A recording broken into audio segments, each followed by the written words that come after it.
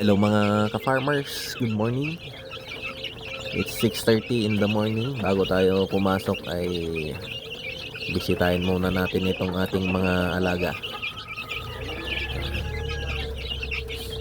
So pinagalo na namin yung yung 1 week old tsaka 2 weeks old. Kasi kailangan natin ng mga bagong brooders dahil nagsisipisaan na yung mga nasa incubator. Pakain muna tayo, and at the same time check kung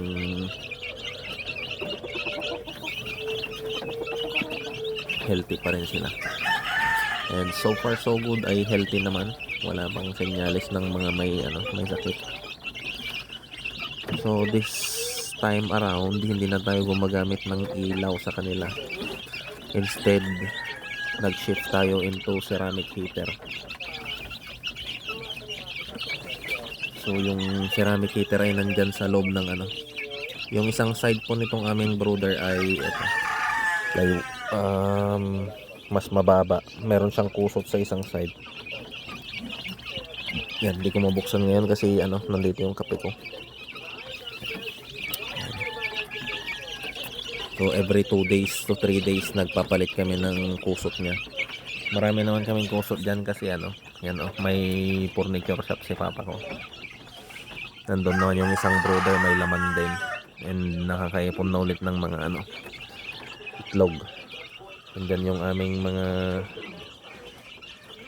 inahin, may isang natapos si papa ko dyan, pintuan ng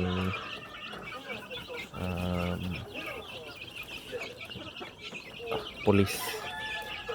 So andun naman yung isang ginagawa natin ko na brooder.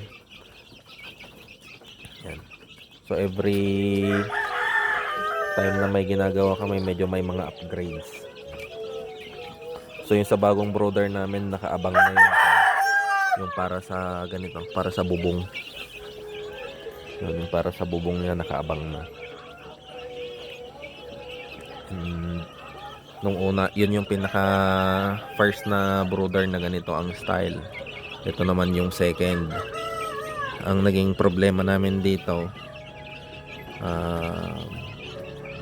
hindi siya naka-direct yung mga poste niya para sa bubong. Ayan.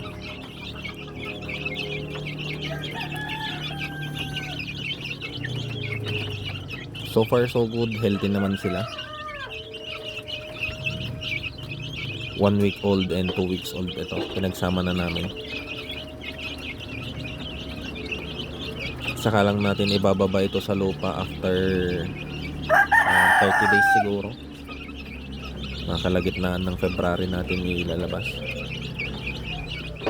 At kailangan natin munang mag-vaccine. Sumilip ako sa incubator kanina, may mga pailan-ilan ng pumipisa. So there is a need na matapos na talaga itong brooder na ating ko ngayon.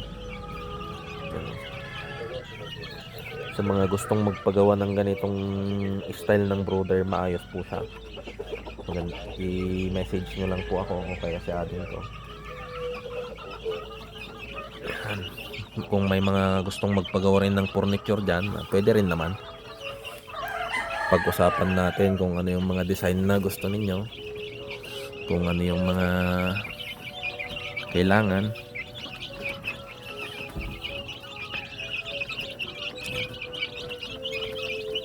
Healthy.